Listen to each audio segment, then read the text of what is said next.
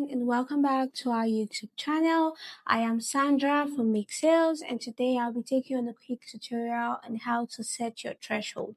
Now, once you have logged into your account, you navigate to the settings button, and once you click on it and the page is displayed, you navigate down to the threshold settings.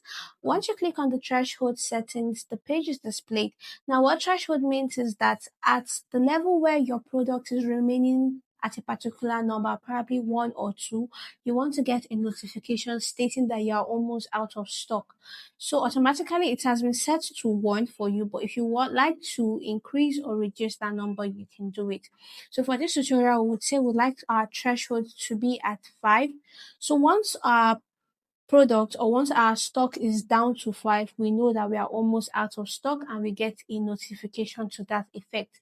Once you have included your desired threshold number, you can click on the save changes button, and just like that you have successfully set your product threshold. So that is how easy it is to set your threshold on the Makesales platform.